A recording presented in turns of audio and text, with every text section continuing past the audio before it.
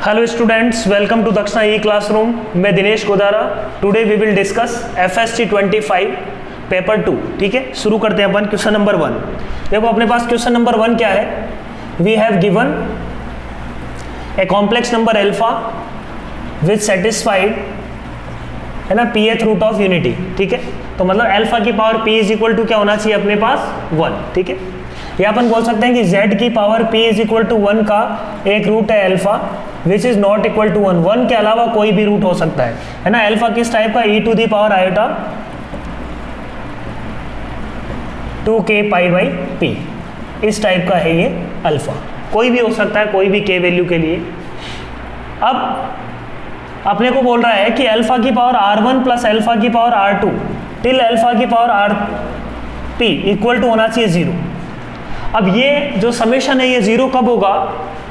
अपन जानते हैं कि सम ऑफ रूट्स जो होता है वो हमेशा z की power p is equal to 1 में 0 होता है। मतलब ये जो सारे नंबर्स हैं, ये कॉम्प्लेक्स नंबर जो भी हैं, वो सारे रूट्स को रिप्रेजेंट कर दे। ठीक है, सारे रूट्स को रिप्रेजेंट कैसे करेगा ये, है ना। टोटल p टर्म्स है, तो अपन ने बोला कि r1 को मैं क्या लिख सकता हूँ, r1 किस टाइप का हो जाए, है ना। अलग अलग कैटेगरी में है अपने नंबर जो है। नंबर मेरे पास r1 r2 rn ये किस में से उठाने हैं, 1 से लेके np तक। तो 1 से लेके जो np नंबर्स हैं वो किस टाइप के हैं, या तो rp टाइप का है, या rp प्लस 1 टाइप का है, या rp प्लस 2 टाइप का है। ऐसे ही rp plus p minus 1 type का नंबर है। तो rp टाइप के कितने नंबर हैं, जैसे r इज इक्वल टू 0 पे, r इज इक्वल टू 1 पे, p 2p 3p till np। तो ये टोटल n नंबर्स हैं rp टाइप के। rp प्लस 1 टाइप का p plus 1 2p plus 1 till, है ना, 1 भी होगा 0 प्लस 1 नंबर भी प्रेजेंट होगा, और लास्ट नंबर होगा अपने पास n माइनस 1p प्लस 1। ठीक है, तो ये टोटल n नंबर्स है। यहाँ पे 1 से शुरू हो रहा है, ये भी टोटल n नंबर्स है। तो हर एक टाइप के अपने पास कितने नंबर्स प्रेजेंट है, n नंबर्स प्रेजेंट है हर एक टाइप के। ठीक है, rp टाइप के n नंबर्स है, rp प्लस 1 टाइप के n नंबर्स है, rp plus p minus 1 type के n नंबर्स है। टोटल अपने पास n नंबर्स है। अब इसकी पावर, जैसे अपन एक छोटा सा एग्जाम्पल लेते हैं, z cube is equal to 1। इसके 3 रूट्स होते हैं, 1 ओमेगा ओमेगा स्क्वायर। मैं अल्फा को ओमेगा ही मानूं, तो देखो ओमेगा की पावर r1 प्लस ओमेगा की पावर r2 प्लस ओमेगा की पावर r3, ये 0 कब होगा, जब ये r1 क्या हो 3p टाइप का, r2 क्या हो 3p प्लस 0 टाइप का, है ना। ये इंटरचेंज हो सकता है आपस में। r3 क्या हो 3p प्लस 1 टाइप का, 3p प्लस 2 टाइप का, ये आपस में इंटरचेंज जरूर हो सकता है। बट कहीं पे एक पे मान लो 3p लिया तो दूसरे को 3p प्लस 1 लेना पड़ेगा, और तीसरे को 3p प्लस 2 लेना पड़ेगा, ताकि ये 1 प्लस ओमेगा स्क्वायर बन जाए। और उस केस में ये क्या आ सकता है 0, उसके अलावा और कोई पॉसिबिलिटी नहीं बनती है। ठीक है, क्लियर है पॉइंट। आपस में एक दूसरे को क्या करना चाहिए, कैंसिल आउट करना चाहिए। ठीक, तो ये अपने पास पॉसिबिलिटी बन रही है। तो अपन ने बोला कि ये टोटल कितने टर्म्स हैं, इन rp टाइप के नंबर हैं अपने पास n, हर एक टाइप के अपने पास n नंबर हैं। r1 भी क्या हो सकता है, n टाइप से हो सकता है, r2 भी n टाइप से हो सकता है, ऐसे ही rn भी, rp भी n टाइप से हो सकता है, n टाइप से हो सकता है।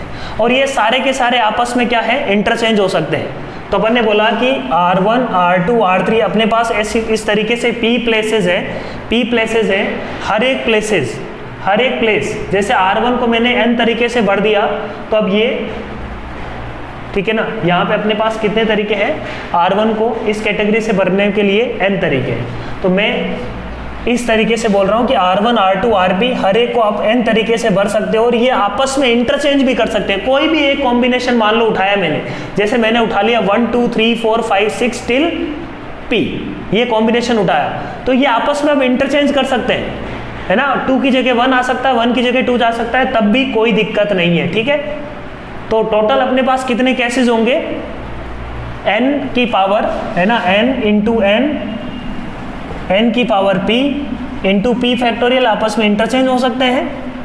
हर एक प्लेस को n तरीके से बढ़ सकते हो, और वो एक जो भी कॉम्बिनेशन बना वो आपस में इंटरचेंज भी कर सकता है, तो p फैक्टोरियल तरीके से इंटरचेंज। ये है favourable outcomes upon total. Total अपने पास क्या है, टोटल हर एक प्लेस को कितने तरीके से बढ़ सकते हो, अपने पास np ऑब्जेक्ट्स है, कोई भी रख दो, अपने पास क्या है np ऑब्जेक्ट है, कोई भी डाल दो, इसको भी np तरीके से बढ़ सकते हो, ठीक है।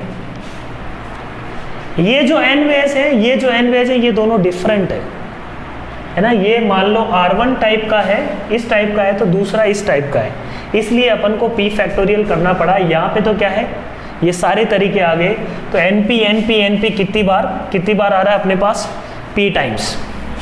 तो अपन ने बोला कि ये तो हो जाएगा n की power p into P factorial upon n की पावर p इंटू पी की पावर p। तो आंसर क्या आ रहा है, p फैक्टोरियल अपॉन p की power p। This will be our answer. So it should be first का, है ना, option number C, independent of n। ये था अपने पास क्वेश्चन नंबर 1, ठीक है।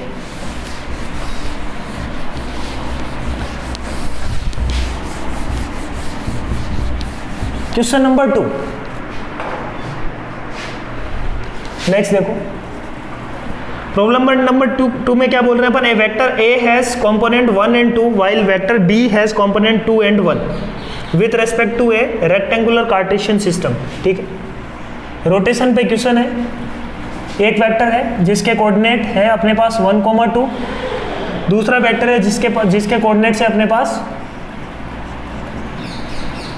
है ना, ये है मान लो 2, 1, ये मान लो अपने पास है 1, 2, ठीक है। ये दो वेक्टर्स हैं, ये अपने पास है 1, 2 वाला है ए वेक्टर, ये अपने पास है बी वेक्टर, ठीक है।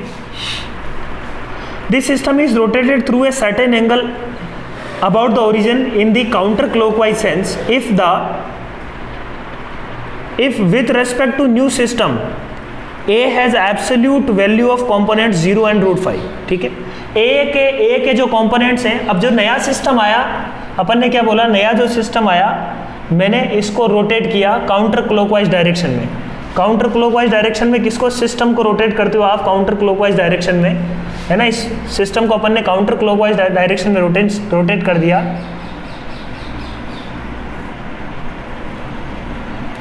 तो क्या हुआ देखो, ये जो लेंथ है इसका जो y कोऑर्डिनेट है वो तो क्या आ गया अपने पास, x कोऑर्डिनेट आ गया 0, x कोऑर्डिनेट 0 आ गया, मतलब कितना अपन ने रोटेट किया है। वैसे तो अपन को क्या करना चाहिए, इसमें डायरेक्टली दिमाग लगा सकते हैं अपन कि भाई y कोऑर्डिनेट, y एक्सिस यहाँ आ रहा है, इसका मतलब तो ये कितना रोटेट हुआ होगा, x एक्सिस यहाँ चला गया होगा, और या इसको उल्टा रोटेट कर दो काउंटर क्लॉकवाइज डायरेक्शन में। लेट से अपन थीटा मान लेते हैं, चलो फॉर्मूले से करते हैं, लेट से अपन थीटा मान लेते हैं इसको। अपन फॉर्मूला जानते हैं, देखो small x small y capital X capital Y, आपस में इनका रोटेशन का जो रिलेशन होता है वो फॉर्मूला अपन जानते हैं, उसी से अपन कर रहे हैं। कोस theta sine theta, cos theta का माइनस साइन थीटा, ये होता है कोस थीटा। अपन जानते हैं यदि सिस्टम थीटा से एंटी क्लॉकवाइज रोटेट होता है तो जो नए x और y है और जो पुराने x और y में ये रिलेशन होता है, ठीक है। इसमें कोई दिमाग लगाने की जरूरत नहीं है, ये क्विकली हो जाएगा। तो अपन ने क्या बोला यहाँ पे, capital X new coordinate system अपने को क्या दिया हुआ है, न्यू कोऑर्डिनेट सिस्टम में उसका दिया हुआ है 0, √5। तो 0 इज इक्वल टू वॉट, है ना, कैपिटल X मतलब न्यू कोऑर्डिनेट सिस्टम में is equal to x cos theta plus y sine theta. यहाँ से देखो अपन निकाल लेंगे कोस थीटा साइन थीटा, और y मतलब √5 is equal to minus x sine theta plus y cos theta. x और y रख दो, x a का पहले क्या था 1, 2, ठीक है। तो यहाँ पे आ जाएगा 1, यहाँ पे आ जाएगा 2, यहाँ पे 1, यहाँ पे आ जाएगा 2। Now sine theta cos theta can be calculated. देखो क्या करते हैं अपन, इसको 2 से मल्टीप्लाई करके माइनस कर देते हैं, तो 4 sine theta minus sine theta, तो ये हो जाएगा 5 साइन थीटा ये हो जाएगा -√5, ठीक है। 5 sin थीटा है ना, 4 sin theta minus sin theta 5 sin theta, 2 cos theta cancel हो गया, -√5। तो यहाँ पे sin थीटा की वैल्यू क्या आ रही है, देखो sin थीटा की वैल्यू आ रही है -1/√5। किसी एक में रख दो, cos थीटा की वैल्यू आ जाएगी। So cos theta will be equal to what, यहाँ पे रख देते हैं अपन -1/√5, तो cos थीटा विल बी 2/√5, ठीक है। ये तो अपना sin थीटा cos थीटा आ गया। अब अपने को बताना है कि 2,1 कहाँ जाएगा, तो 2,1 पे भी अपन रख देते हैं 2,1, तो capital X will be what, 2 cos theta plus 1 sin theta, capital Y will be what, -2 sin theta plus cos theta, ठीक है। क्लियर है, cos थीटा sin थीटा की वैल्यू रखो, cos थीटा यहाँ पे रख देते हैं 2/√5 प्लस sin थीटा कितना -1/√5, तो x की वैल्यू क्या आ गई अपने पास 4 - 1 3/√5, this is x। Similarly y will be what, -2 into sin theta is -√5 -1/√5 और cos थीटा विल बी 2/√5। तो आंसर क्या आ गया, देखो y इज इक्वल टू 4/√5। तो 3/√5, 4/√5, this is our answer. Option B is correct, है ना। ये इसमें अपन ने ज़्यादा दिमाग नहीं लगाया, सीधा फॉर्मूले का यूज़ किया है। रोटेशन फॉर्मूला अपन जानते हैं, कोऑर्डिनेट ज्योमेट्री में जो पढ़ा है उसका सीधा सीधा यूज है। रोटेशन फॉर्मूला में आपको क्या याद रखना है, किस तरीके से याद रखना है, ये जो रोटेशन फॉर्मूला है that rotation formula is for what, rotation of axes. यहाँ पे वेक्टर को रोटेशन नहीं कर रहे हैं अपन, किसका कर रहे हैं, एक्सिस का रोटेशन। यदि एक्सिस का रोटेशन थीटा से काउंटर क्लॉकवाइज किया जाता है तो ये फॉर्मूला आएगा, है ना। एक्सिस का रोटेशन थीटा से काउंटर क्लॉकवाइज किया गया तो ये फॉर्मूला अपने पास निकल के आता है, cos theta sin theta, cos theta का डिफरेंशिएशन माइनस sin थीटा याद करने के लिए, sin थीटा का differentiation cos theta.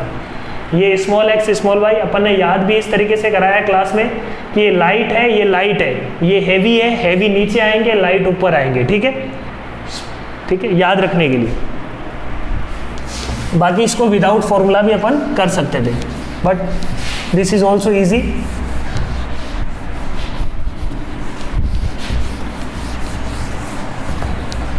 Question number 2, question number 3 देखो। Question number 3, let f 0 to infinity to r be a function f of x मेरे को दिया हुआ है क्या, x square minus x sin x minus cos x, then which of the following are correct. तो f मेरा define किया गया किससे कहाँ तक, 0 इन्फिनिटी, है ना, पॉजिटिव नंबर से r तक। तो f डैश x कर लेता हूँ मैं सबसे पहले, तो 2x minus sine x plus minus x into sine x का cos x minus sine x, ये हो जाएगा, इससे ये कैंसिल हुआ।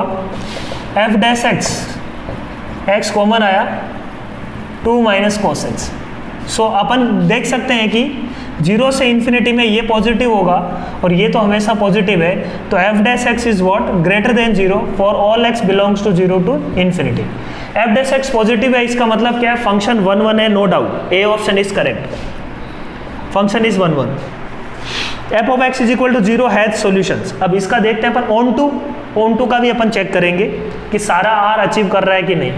तो मिनिमा इसका क्या होगा, एफ ऑफ 0 पे इसका मिनिमा होगा, एफ ऑफ 0 कितना, -1, तो एफ ऑफ 0 नेगेटिव है, तो ग्राफ इसका क्या होगा, एफ ऑफ 0 पे -1, और प्लस इन्फिनिटी पे कहाँ जा रहा है, ये प्लस इन्फिनिटी पे प्लस इन्फिनिटी। तो जो भी बीच में ग्राफ होगा 1 1 फंक्शन है, इंक्रीज डिक्रीज अपने को देखना नहीं है। नंबर ऑफ सॉल्यूशंस इसके कितने हैं वो भी अपन चेक कर सकते हैं। F of x is equal to 0 has 1 solution, बिल्कुल सही बात है, और F of x is onto function, ये बात भी गलत है। क्वेश्चन अपना सॉल्व हो गया। क्वेश्चन नंबर 3 था ये, 4। Question number 4 straightforward problem है। F of x is continuous and differentiable x at x is equal to -π/2। तो तो देखो अपने पास क्वेश्चन क्या है, minus x plus a minus of cos x x plus b c l n x is less than equal to minus pi by two, x is between minus pi by two to zero, x is greater than zero less than equal to one, X is greater than one. ठीक है, ये अपने पास function है, इस function की continuity और differentiability check करना है। At x is equal to minus pi by two, x is equal to zero and X is equal to one. सबसे पहले मैं कंटिन्यूटी पे आता हूँ। कंटिन्यूटी की यदि बात करें तो x is equal to minus pi by two पे पहले कंटिन्यूटी चेक करते हैं। तो f of minus pi by two और F of minus pi by two minus दोनों ही क्या होगा, है ना। इस साइड से लिमिट इसकी क्या आ रही है, पाई by two plus A. Pi by two plus पे वैल्यू क्या आ रहा है, कंटिन्यूटी चेक कर रहे हैं, पाई बाई टू प्लस पे क्या आ रहा है, minus cos of pi by two plus zero. तो ए की वैल्यू क्या आएगी, a equal to minus pi by two यदि होता है तो फंक्शन क्या होगा बच्चों, कंटिन्यूस होगा। अब इस पॉइंट पे डिफरेंशियबिलिटी की बात करते हैं, है ना। ये बात करी अपन ने कंटिन्यूटी की, डिफरेंशियबिलिटी की देखो। अब कंटिन्यूस फंक्शन है तो अपन डिफरेंशिएट कर सकते हैं। इधर से डिफरेंशिएशन क्या आ रहा है, माइनस वन, और इधर से डिफरेंशिएशन क्या आएगा, cos x का minus sine X, minus minus plus sine x, plus sine X sine of minus pi by two which is minus one. तो यदि फंक्शन कंटिन्यूअस हुआ तो डिफरेंशियबिलिटी में कोई इश्यू नहीं है। इधर से भी माइनस वन आ रहा है और इधर से भी अपने पास क्या आ रहा है, minus minus plus sine X, और साइन एक्स का differentiation x is equal to minus pi by two, sine X की वैल्यू आती है माइनस वन। तो मतलब फंक्शन कंटिन्यूअस और डिफरेंशिएबल है यदि a equal to minus pi by two हो जाए। b और c से तो अपने कोई मतलब ही नहीं है ना, b c belongs to r, तो a option is correct. b पे आते हैं, f of x is not differentiable at x is equal to zero. तो पहले x is equal to zero पे कंटिन्यूटी की बात करते हैं। x is equal to zero पे, जीरो माइनस पे cos of zero is one, मतलब माइनस वन हो गया, है ना।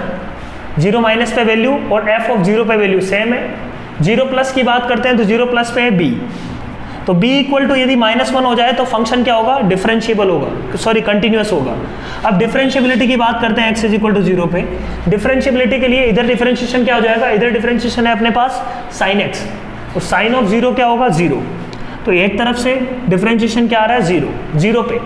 जीरो प्लस पे क्या है डिफरेंशिएशन, इसका एफ डैश एक्स करो विच इज वन, तो जीरो प्लस पे डिफरेंशिएशन क्या आ रहा है, one. Zero is not equal to one, can never be equal. तो फंक्शन क्या अपन बोल सकते हैं कि हमेशा नॉट डिफरेंशिएबल है irrespective of the values of B. ठीक है, फिर सी ऑप्शन क्या है, F of x is continuous at x is equal to one if b equal to minus one.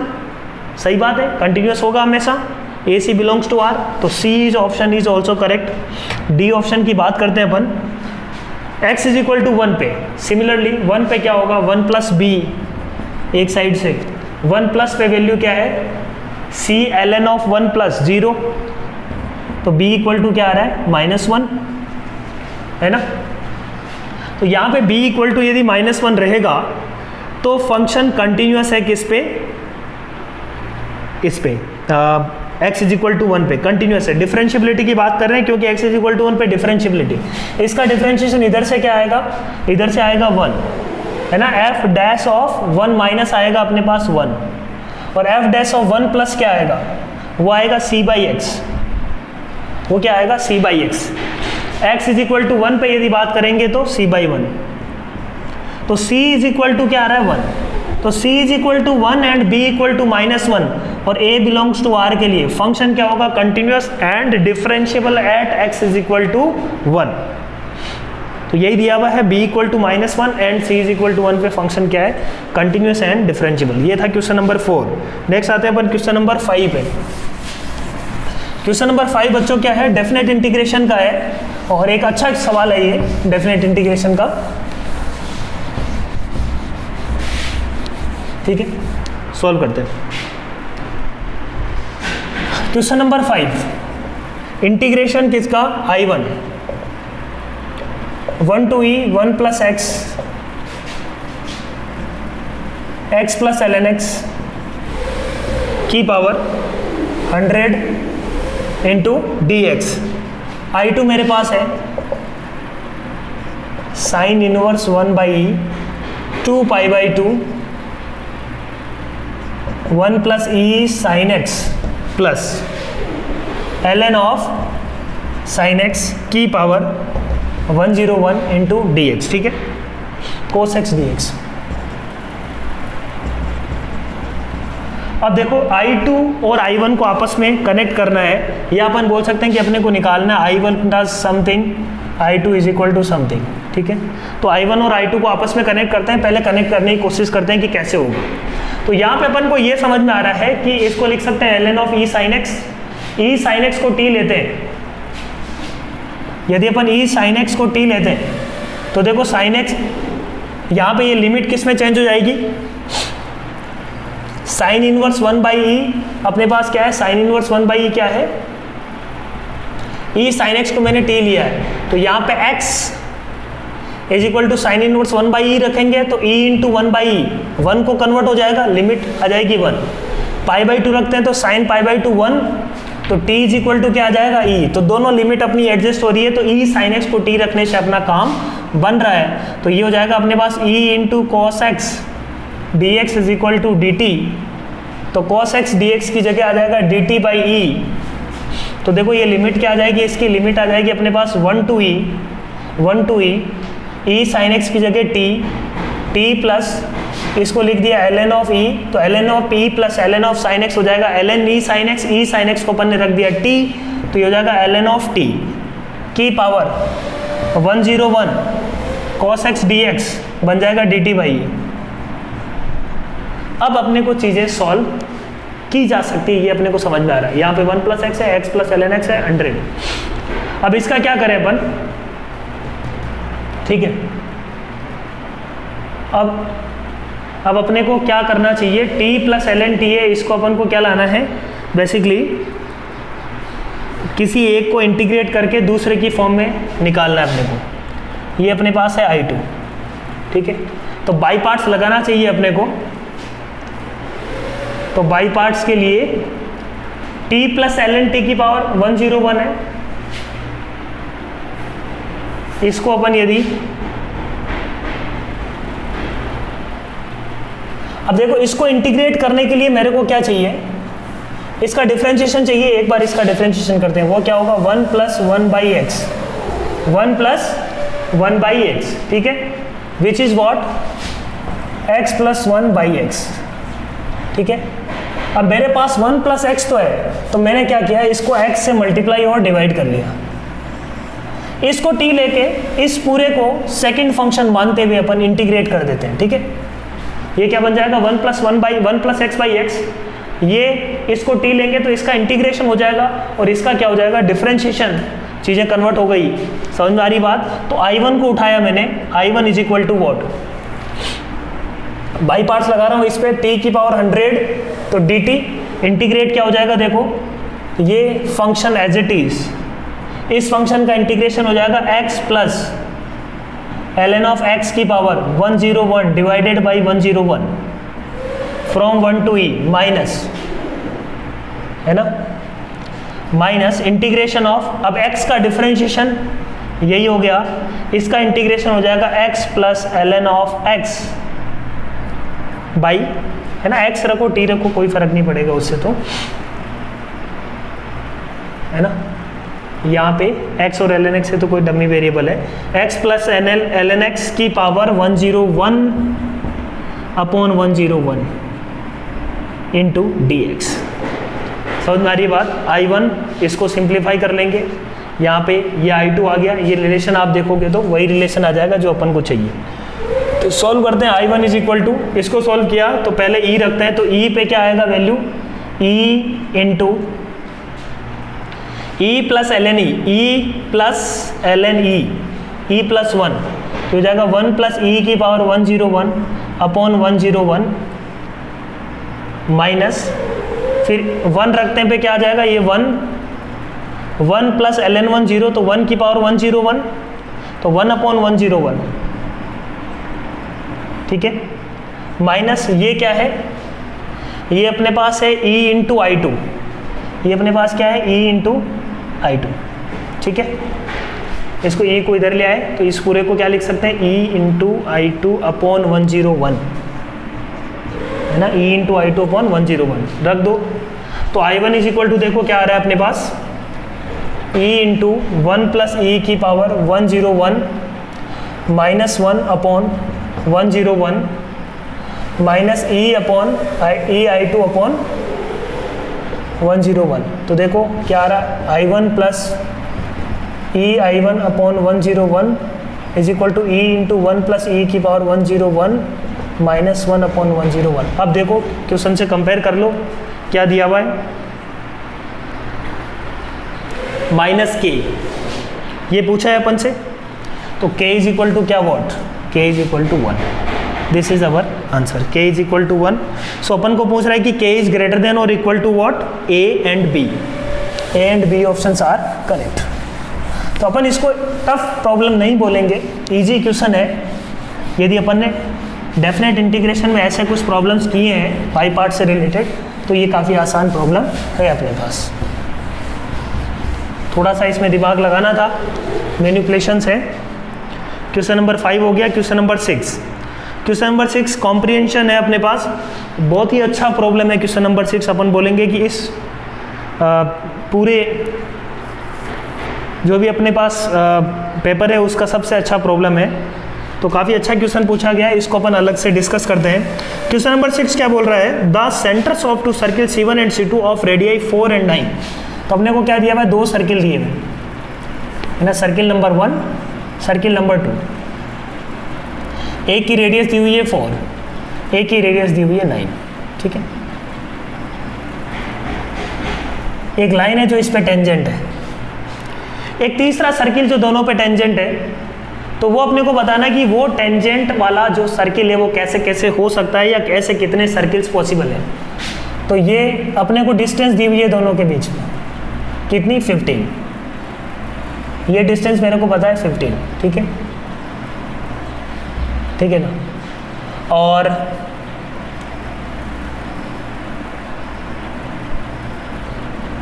ये 4 है, ये 9 है पूरी। तो 9 माइनस 4 ये कितनी हो जाएगी, 5, ठीक है। अब ऐसी कुछ स्थिति है, पहले तो अपन नंबर ऑफ सच सर्किल्स की बात करें। तो पहले तो मैं एक बोलता हूँ कि एक सर्किल तो ऐसा कुछ होगा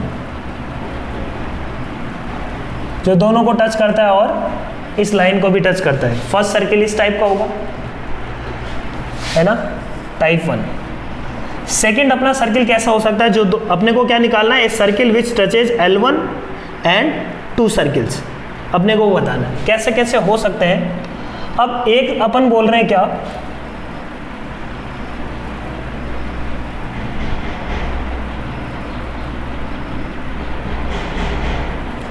एक ऐसा सर्किल होगा जो इसको ऐसे टच करता हुआ, है ना, इनके पॉइंट ऑफ कांटेक्ट जो है ना, यहाँ से निकलता हुआ ऐसा सर्किल जो यहाँ पे इसको टच कर जाए, ठीक है। सिमिलरली थर्ड सर्किल,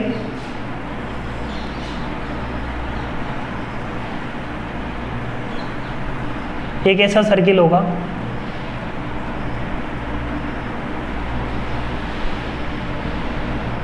है ना, ठीक है,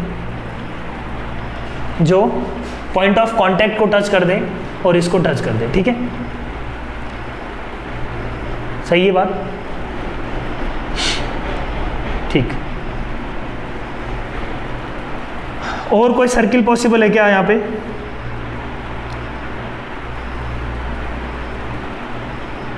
अपने को नंबर ऑफ सच सर्किल ही बताने हैं, नंबर ऑफ सच सर्किल्स जो इसको टच करें और इस लाइन को भी टच करें।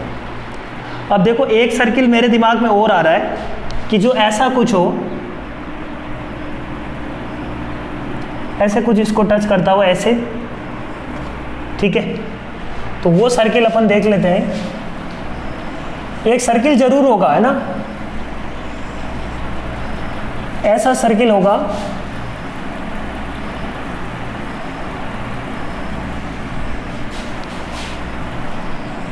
है ना, आगे से इस टाइप की पेरीफेरी वाला, ठीक है।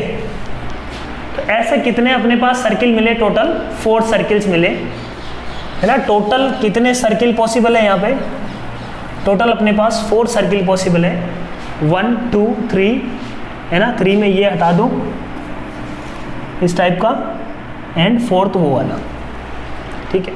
अब अपने को बोल रहा है find the radiuses of all the circles. तो कुछ सब की रेडियस निकालेंगे तो सारे क्वेश्चंस अपना सोल्व हो जाएगा। पहले फर्स्ट की रेडियस निकालते हैं। फर्स्ट की रेडियस कैसे निकालेंगे? अपन क्या जानते हैं? अपन ये जानते हैं कि भाई ये वाला सर्किल इन दोनों को टच करता है, इसका मतलब इस सर्किल का सेंटर, इसकी रेडियस में r बोलूँ, इसकी रेडियस में r बोलूँ, तो ये रेडियस भी क्या होगी? r होगी, ठीक। अब फॉर्मूले आपको दो याद रखने पड़ेंगे। Direct common tangent DCT, direct common tangent दो सर्किल की क्या होती है? आप यहाँ पे एक फॉर्मूला में प्रूफ कर देता हूँ। ये R1 है मान लो, ये R2 है, तो डायरेक्ट कॉमन टेंजेंट का फॉर्मूला क्या होता है? यहाँ से निकल के आता है, देखो ये मान लो, ये डिस्टेंस क्या होगी? ये डिस्टेंस तो है C1 C2, ठीक है। तो C1 C2 का स्क्वायर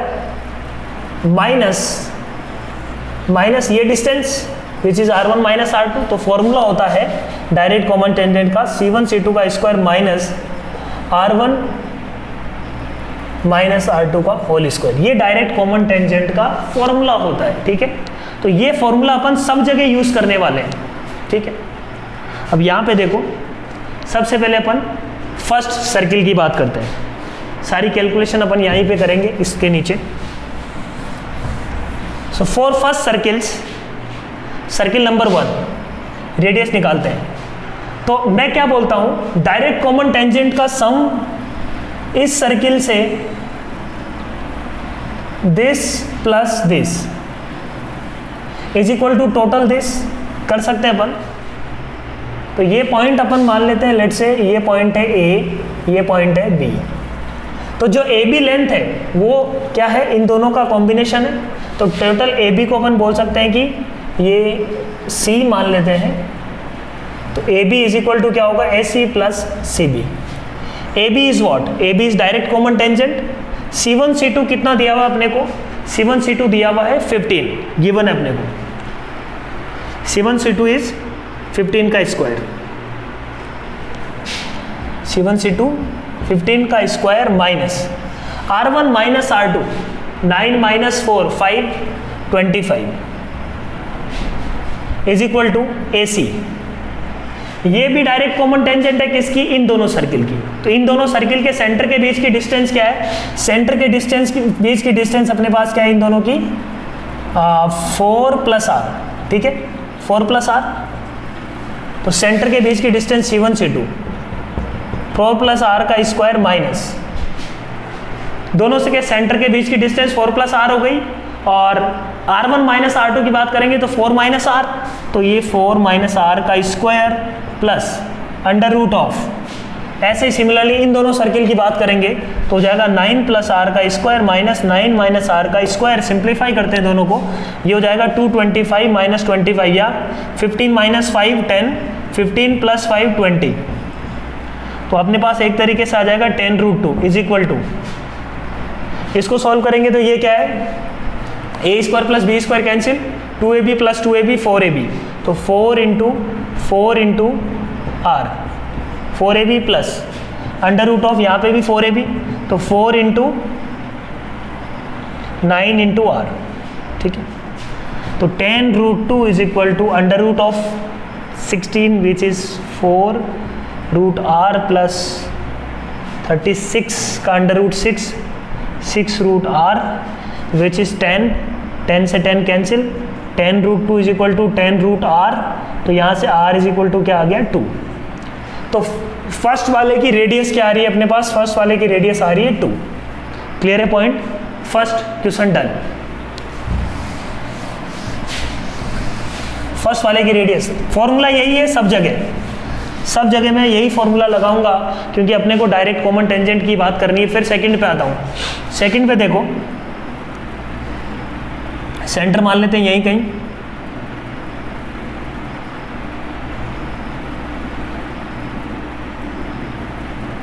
अब ये वाली जो डायरेक्ट कॉमन टेंजेंट है ना, इन दोनों सर्किल की भी डायरेक्ट कॉमन टेंजेंट यही है, और इन दोनों सर्किल की डायरेक्ट कॉमन टेंजेंट भी यही है, तो दोनों का फॉर्मूला का डायरेक्ट इक्वेट करना है अपने को। तो एक तरीके से अपने पास क्या है, अंडर रूट ऑफ, अभी अपन ने इस आर रेडियस वाले की, इसकी रेडियस क्या है, आर है, और ये इसको टच करता है ना, ये इसको क्या करता है, टच करता है। तो अपन सबसे पहले बहुत सिंपल तरीके से देखते हैं, जो स्मॉल सर्किल है जो अपन को 4 रेडियस का दिया हुआ है, उसकी और इसकी कॉमन टेंजेंट अपन निकाल चुके हैं, दैट इज 10√2 है ना। डायरेक्ट कॉमन टेंजेंट की लेंथ ये थी। अब मेरे को कौन सी किसकी डायरेक्ट कॉमन टेंजेंट की लेंथ निकालनी है, ये जो वेरिएबल आर है और ये जो 9 यूनिट्स का है, इन दोनों का डायरेक्ट कॉमन टेंजेंट का लेंथ निकालना है। डायरेक्ट कॉमन टेंजेंट का लेंथ क्या होगा, अंडर रूट ऑफ 9 + r का स्क्वायर माइनस 9 माइनस r का स्क्वायर, तो 10√2 इज इक्वल टू कितना अपने पास 6√r। तो आंसर क्या आ गया देखो, 10√2/6 इज इक्वल टू √r 25, इसको 25 × 2/9, तो r is equal to this 50/9, ये सेकेंड आर। तो एक क्या आया अपने पास रेडियस, एक की 2 आई, एक की आई 50/9, थर्ड रेडियस R3 भी निकाल लेते हैं। R3 पे आते हैं। R3 पे यही काम अपन बोलेंगे कि ये जो कॉमन टेंजेंट है वो किस किस की है, इन दोनों की भी है और इन दोनों की भी है। इन दोनों की कॉमन टेंजेंट का फॉर्मूला अपन जानते हैं, क्या आंसर आ रहा था, 10√2। अब इन दोनों की कॉमन टेंजेंट का निकालना है, तो ये 4 है, इसकी रेडियस क्या है, अपन ने मान ली R है, तो फॉर्मूला अपन जानते हैं इन दोनों के बीच की सेंटर की लेंथ क्या होगी, C1 C2 is what, 4 + r। तो अंडर रूट ऑफ 4 + r का स्क्वायर माइनस 4 - r का square is equal to what, 10√2 is equal to, ये फॉर्मूले को यदि सॉल्व करते हैं तो आ जाएगा ये 4ab, तो 4√r, तो √r तो स्क्वायर कर देते हैं दोनों तरफ, 5 स्क्वायर किया तो 25 × 2 इज इक्वल टू 4r, तो r इज इक्वल टू क्या आ जाएगा, 25/2। एक r आ गई अपने पास 25/2। नेक्स्ट फाइनल, इसको सिंप्लीफाई करते हैं, ठीक है। इसको सिंप्लीफाई करेंगे तो देखो, अब यहाँ पे थोड़ा सा अपने को सोचना पड़ेगा। यहाँ पे देखो, इस बड़े वाले सर्किल की और इस बड़े वाले सर्किल का जो DCT होगा वो इस 4r, मतलब एक मैं कॉम्बिनेशन बना रहा हूँ, 9r का DCT डायरेक्ट कॉमन टेंजेंट है ना, R4 की बात कर रहा हूँ मैं, और इज इक्वल टू क्या होना चाहिए, इन दोनों का कॉमन टेंजेंट, मतलब 4 और r का कॉमन टेंजेंट, 4r मतलब वो 4 वाला सर्किल और r वाला circle, direct common tangent plus क्या आना चाहिए, length of direct common tangent of 9 और 4 का, ठीक बात होना चाहिए। फॉर्मूला लगा देते हैं, इसका फॉर्मूला ये अभी अपन ने निकाला था, यह क्या आ रहा था, 6√r, 6√r is equal to 4 और r का आ जाएगा अपने पास 4√r, है ना, सॉल्व किया था अपन ने, और ये इसका क्या है 10√2, सिंप्लीफाई कर लो, 2√r is equal to 10√2, √r is equal to 5√2, r is equal to 50। देखो R1, R2, R3, R4 आ गए सारे, और अपने सारे क्वेश्चंस तीनों के तीनों क्वेश्चंस हो गए। तो ये बहुत अच्छा क्वेश्चन अपन बोल सकते हैं, है ना, एक बार के लिए अपने दिमाग में ये 4th वाला जो है ना, बाकी 1 2 3 आ जाएगा, 4th वाले को थोड़ा सोचने के लिए टाइम लगेगा कि 4th वाला कैसे करेंगे। एक बार यदि अपन ने चारों फिगर बना लिए तो काफ़ी आसान है क्वेश्चन, बट फर्स्ट टाइम में ये जो है ना अटेम्प्ट मुश्किल से होगा। तो question number 6 B option is correct, 4 question number 7 option C is correct, है ना, हाईएस्ट रेडियस कितनी है 50, चारों का सम करेंगे तो आ जाएगा 1261 डिवाइडेड बाई 18, ठीक है। तो ये अपने पास क्वेश्चन नंबर 6, 7, 8 है ना, कौन सा था क्वेश्चन नंबर 6, 7, 8, तीनों क्वेश्चन हो गए, ठीक है।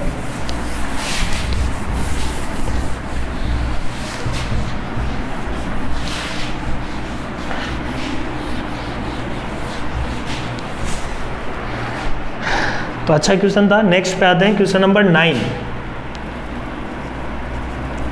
देखो ये भी पैराग्राफ है, a biased coin for which probability of getting head, तो probability of head is 2/3 and probability of tail is 1/3.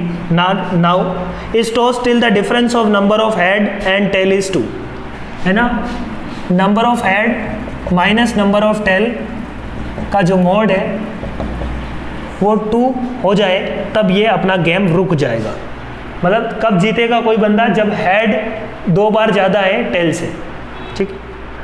The probability that game ends with number of heads, number of heads then tail. The probability that number of the games ends with more number of heads than tail. more number of heads का मतलब क्या हुआ भाई, head के साथ इसका मतलब game खत्म हो रहा है पहली बात तो, और नंबर ऑफ हेड्स ज़्यादा होने चाहिए उसमें। तो मैं एक छोटा सा एग्जांपल लेता हूँ कि कैसे कैसे गेम खत्म हो सकता है। ऐसा हो सकता है अपने पास शुरुआत में ही हेड आ जाए और गेम कहानी खत्म, ठीक। या अपने पास क्या आ जाए, क्या क्या केस बन सकता है, सारे केसेस में बना रहा हूँ, अपने फेवरेबल नहीं टोटल केसेस लिख रहा हूँ।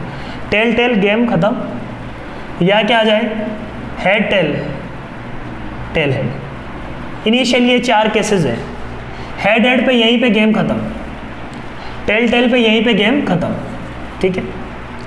हेड टेल या टेल हेड आता है तो गेम वापस शुरू होगा। अब यहाँ पे अपन जानते हैं कि यदि टेल आ गया तब भी गेम खत्म नहीं होगा। 2 टेल है 1 हेड है, गेम खत्म नहीं होगा। 2 टेल 1 हेड है तो एक टेल आए तो गेम खत्म, है ना। इस केस को मैं थोड़ा और डिटेल में डिस्कस करता हूँ। तो यहाँ पे क्या क्या केस, टेल टेल आए गेम खत्म, ठीक है। हेड हेड आए तो भी गेम खत्म। यहाँ पे टेल के आगे टेल आ गया, हेड आ गया तो भी गेम खत्म नहीं होगा।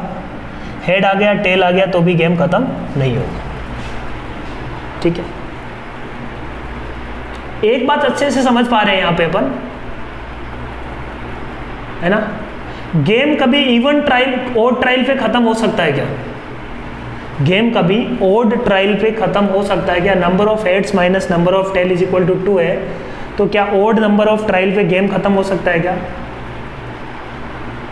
जैसे हेड टेल टेल आ जाए कभी खत्म नहीं होगा गेम, है ना। यहाँ के बाद में वापस सिमेट्री हो गई, भाई सब इक्वल है, 2 हेड है 2 एल है, वही सिचुएशन फिर से बन गई। यहाँ से भी वही सिचुएशन फिर से बन गई। ये पहले वाली सिचुएशन पे है, पहले वाली सिचुएशन पे है। तो गेम खत्म कब होगा? या तो सेकंड टर्न पे खत्म होगा, या 4th टर्म पे खत्म होगा, या 6th टर्म पे खत्म होगा। ऐसे ही गेम खत्म हो सकता है और गेम खत्म होने की और कोई पॉसिबिलिटी नहीं है, ठीक। सही है बात, ठीक है।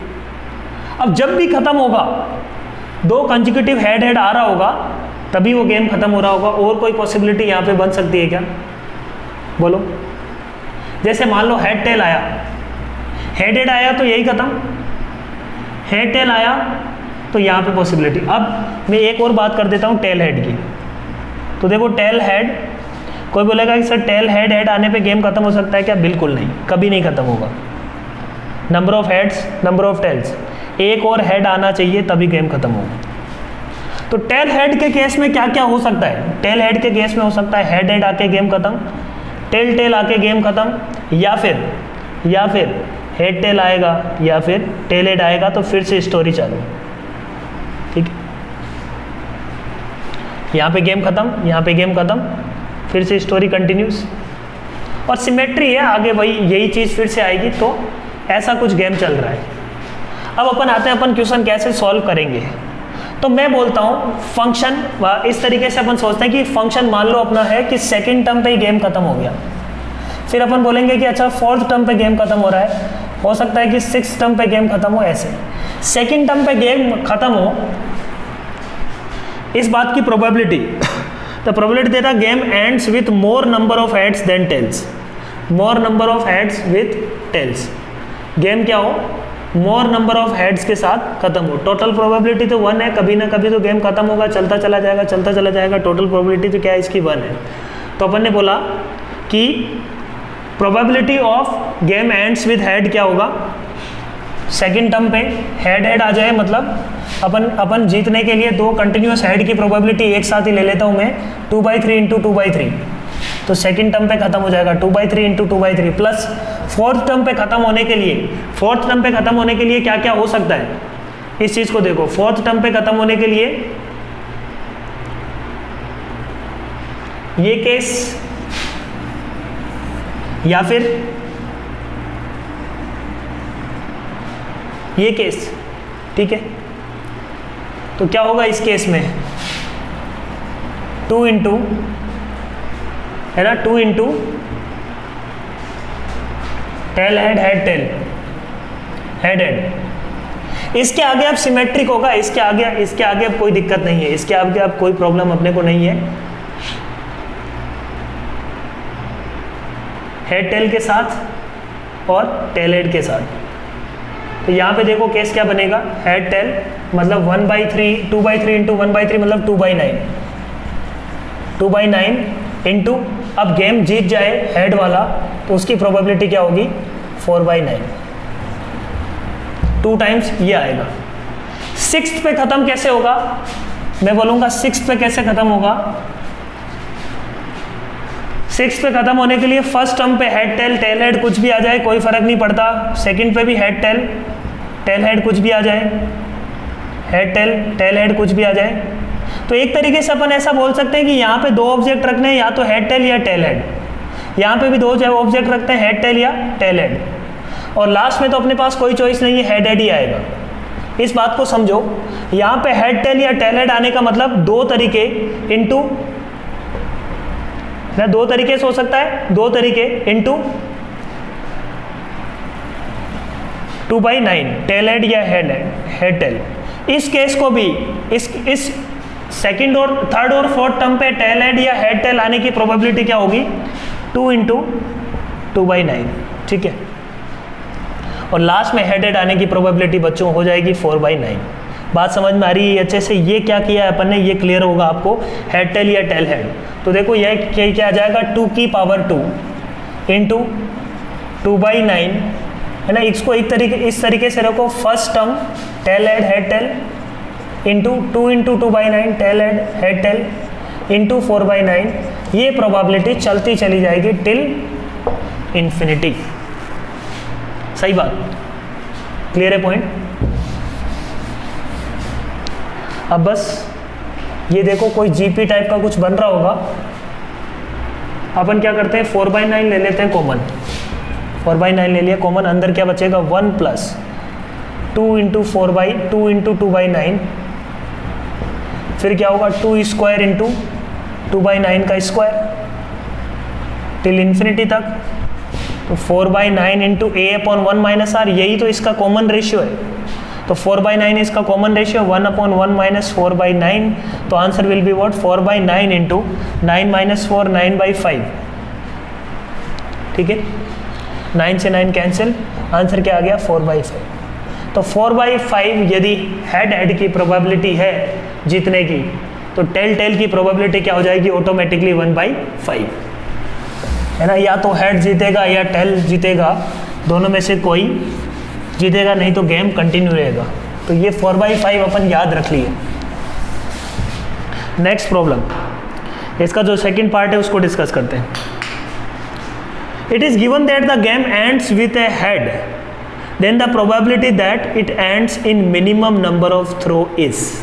Okay, game ends with head का मतलब क्या हुआ, हेड जीता है, मतलब उसकी प्रोबेबिलिटी तो अपने को दी हुई है 4/5।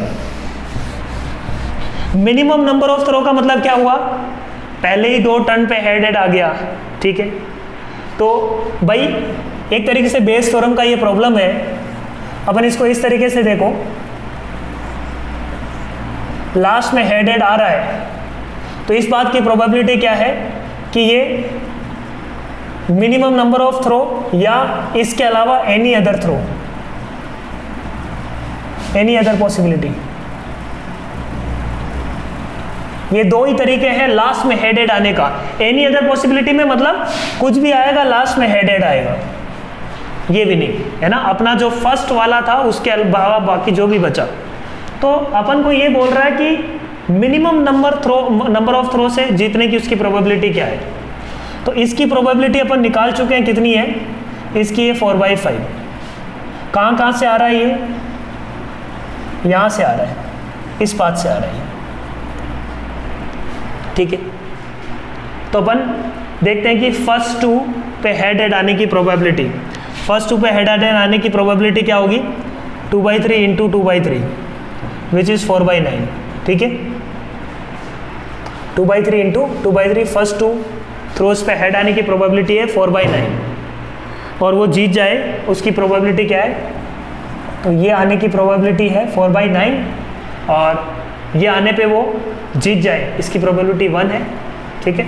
तो आंसर अपने पास क्या हो गया, प्रोबेबिलिटी ऑफ अपने को निकालना है विन, गिवन है अपने पास मिनिमम नंबर ऑफ थ्रो का मतलब अपन ऐसे बोल सकते हैं कि winning using 2 throw with head, winning when head comes at last is equal to क्या होगा, probability of winning second throw into intersection probability of head upon probability of winning head. ये प्रोबेबिलिटी क्या होगी, ये वाली ये प्रोबेबिलिटी है 4/9 winning using head, है ना। विनिंग यूजिंग हेड मतलब लास्ट में हेड आए और वो विन कर जाए, इस बात की प्रोबेबिलिटी ऑलरेडी निकाल चुके हैं अपन 4/5। आंसर क्या आ जाएगा 5/9, दिस इज अवर आंसर।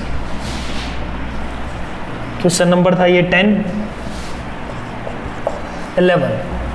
11 क्या बोल रहे देखो, it is given that the game ends with more number of heads than tails, मतलब पिछले वाला ही case, more number of heads than tails, then the probability that the game starts with a head, head से start हुआ है इस बात की प्रोबेबिलिटी क्या होगी, ठीक है ना। तो हेड से स्टार्ट कैसे कैसे हो सकता था, देखो मैंने हेड हेड गेम खत्म ना, लास्ट पूरी फाइनल प्रोबेबिलिटी तो मैं जानता हूँ कि स्टार्ट क्या क्या केस बन सकता है अपने को, हेड से स्टार्ट होने पे हेड हेड कहानी खत्म, या हो सकता है अपने पास क्या हो, हेड हेड से शुरू यहाँ से हो सकता है, या फिर हेड टेल और चले ये, एक तीसरा केस था टेल हेड और जीत जाए। तो ये अपने को नहीं लेना है, ठीक है। इन दोनों की प्रोबेबिलिटी को ऐड करना है, ठीक है, इन दोनों की प्रोबेबिलिटी को ऐड करना है एक्चुअली, ठीक है। तो इन दोनों की प्रोबेबिलिटी को अपन कैसे ऐड करेंगे, हेड टेल के साथ वो जीत जाए, है ना, हेड हेड के साथ जीत जाए, तो हेड हेड के साथ तो प्रोबेबिलिटी क्या होगी इसकी 4/9 प्लस, अब हेड टेल के साथ क्या, मतलब हेड टेल के साथ इन दोनों की प्रोबेबिलिटी अपने को ऐड करना है P1 प्लस P2, अपने को निकालना है क्या basically, P1 plus P2 upon P1 plus P2 plus P3, ये प्रोबेबिलिटी, ये टोटल प्रोबेबिलिटी अपन निकाल चुके हैं कितनी 4/5, ये दोनों निकालना है, ठीक है। तो वही निकाल रहे हैं, P1 क्या हो गया 4/9, अब हेड टेल के साथ लास्ट में हेड आ जाए इस बात की प्रोबेबिलिटी क्या होगी, करते हैं।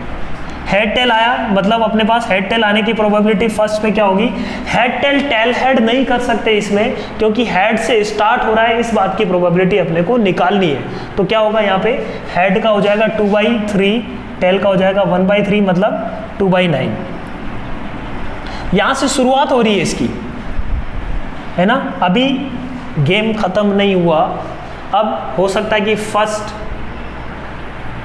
फोर्थ टर्म पे जीत जाए, फोर्थ टर्म पे हेड हेड आने की प्रोबेबिलिटी क्या होगी 4/9 प्लस, अब आगे वही सेम सिस्टम होगा जो अपन ने पहले एक्सप्लेन किया है, हेड टेल के बाद में देखो हेड हेड आए कहानी खत्म, प्लस हेड टेल के बाद में क्या आ सकता है अपने पास, हेड टेल या टेल हेड, अब बीच में क्या हो रहा है अपने को कोई मतलब नहीं है, तो ये क्या हो जाएगा 2 इंटू 2/9 इंटू अब हेड हेड आ जाए, 6 टर्म पे जीत जाए, तो अब क्या होगा अपने पास, अब होगा अपने पास 2/9 इंटू 2 इंटू 2/9 इंटू 4/9 चलता चला जाएगा टिल इन्फिनिटी। तो देखो आंसर क्या आ रहा है यहाँ पे, 4/9 सेपरेट प्लस 4/9 को अलग कर लिया अपन ने, फर्स्ट में आया 2/9 प्लस हो जाएगा 2 इंटू 2/9 का स्क्वायर, ठीक है। अगले में क्या आ जाएगा 2 स्क्वायर इंटू 2/9 का स्क्वायर टिल इन्फिनिटी। तो देखो आंसर क्या आ रहा है, 4/9 प्लस 4/9। इसका प्रोबेबिलिटी अपन ऐड कर लो, ठीक है। फर्स्ट अपने पास क्या है 2/9, फिर 2/9 इंटू 2, तो 2/9 भी अपन कॉमन ले सकते थे, बट ठीक है डायरेक्टली फॉर्मूला लगा देते हैं अपन। 2 इंटू 2/9 एक तरीके से क्या है यहाँ पे कॉमन रेशियो 2 इंटू 2/9 4/9, और फर्स्ट टर्म क्या है 2/9, तो a/1 माइनस 4/9 विच इज़ 5/9, 2/5। तो आंसर देखो क्या आ रहा है 4/9, 1 प्लस 4/9 भी कॉमन ले लिया, 1 प्लस 2/5। तो ये हो जाएगा 4/9 इंटू 7/5, ठीक है। 28/45।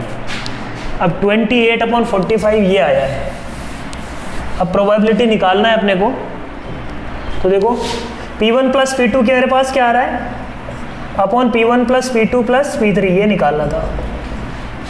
P1 plus P2 plus P3 अपने पास निकाल चुके हैं अपन 4/5 टोटल प्रोबेबिलिटी, और ये दोनों प्रोबेबिलिटी कितनी आ रही है 4/9 इंटू 7/5, 4/9 इंटू 7/5। 4 से 4 गया, 5 से 5 गया, 7/9। दिस इज अवर आंसर 11 का बी ऑप्शन, ठीक है। तो ये क्वेश्चन अपन बोल सकते हैं कि टफ नहीं था, इजी क्वेश्चन था, मॉडरेट टाइप का प्रॉब्लम है। नेक्स्ट देखो क्वेश्चन नंबर 12।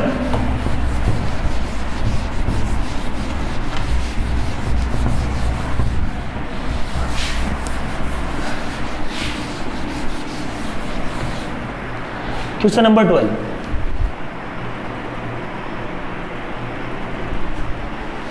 क्वेश्चन नंबर 12 में अपन को क्या करना है, देखो let alpha beta are the roots of this equation. मतलब अपने को दिया हुआ alpha square minus 17 alpha minus 6 equal to 0, beta square minus 17 beta minus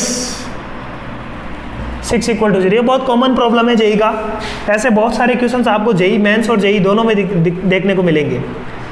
और n greater than equal to 5 के लिए आपके पास क्या दिया हुआ है, an is equal to alpha की power n plus 2 plus beta की power n minus 2 where n is greater than equal to 5। उसके लिए ये an की वैल्यू ये है। Then the value of a10 minus 6a8 minus a9 upon a9, ये निकालना है, ठीक है। आप एक तरीके से अल्फा n प्लस 2 यहाँ से निकालो, बीटा n माइनस 2 यहाँ से निकालो। इस क्वेश्चन में, ऐसे क्वेश्चन में यही करना पड़ता है अपने को। अल्फा की पावर n से मल्टीप्लाई करो तो ये क्या हो जाएगा, अल्फा की पावर n प्लस 2 माइनस, ऐसे सारे क्वेश्चंस में यही है, तरीका यही है। 17 इंटू अल्फा की power n minus 6 into alpha की पावर n इक्वल टू 0, ठीक है। तो यहाँ से अल्फा की पावर n प्लस 2 अपने को मिल जाएगा, ठीक। ऐसे बीटा की पावर n माइनस 2 निकालो तो यहाँ पे आपको क्या करना पड़ेगा, n माइनस और बीटा की पावर n माइनस 4 का दोनों तरफ मल्टीप्लाई कर देते हैं। तो ये तो क्या बन जाएगा, बीटा की पावर बीटा स्क्वायर है already, n minus 4 plus 2 n minus 2, beta की power n minus 2 plus minus 17 into beta की पावर 1 है तो n minus 3 plus minus 6 into beta की power n minus 4 equal to 0, ये आ गया। इन दोनों को ऐड करने पे an बन रहा है, तो an निकाल लेते हैं। n is equal to what, 17 alpha n plus 6 alpha n,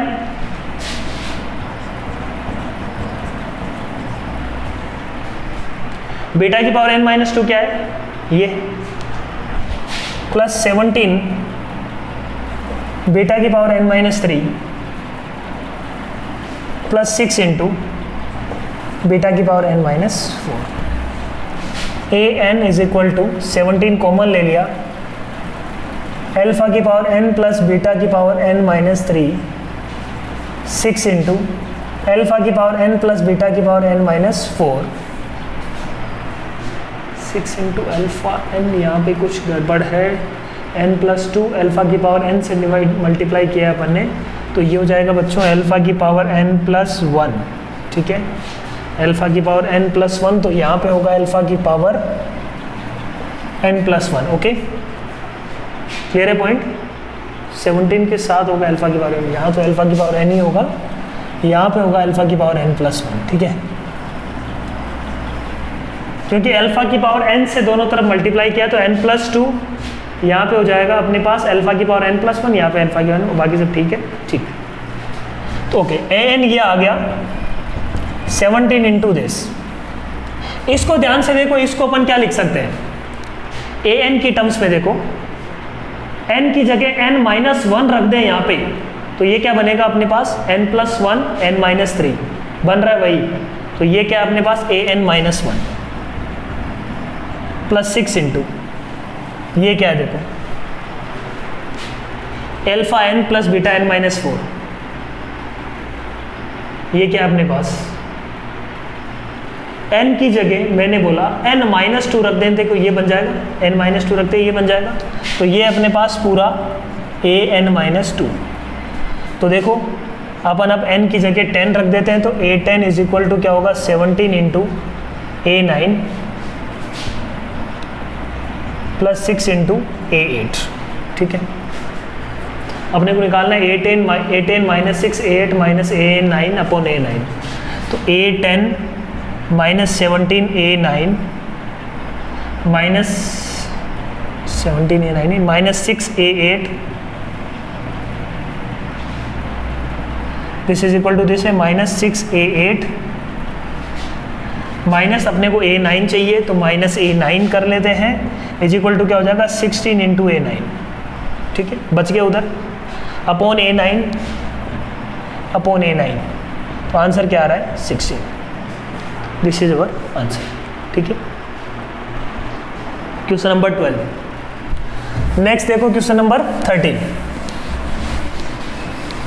तो सिंपल प्रॉब्लम है ये, कोई ज़्यादा इसमें क्वाड्रेटिक का ही कंसेप्ट है, ये रिडक्शन फॉर्मूला, क्वाड्रेटिक में कुछ रिडक्शन टाइप का अपन चीज़ पढ़ते हैं वहाँ पे, तो ये वही है। 12 हो गया। 13 question number 13, in how many ways we can colour 6 squares with 3 blue red and green such that each colour is use at least once and no 2 consecutive squares have same colour. Okay, अपने पास देखो यहाँ पे 6 colours हैं,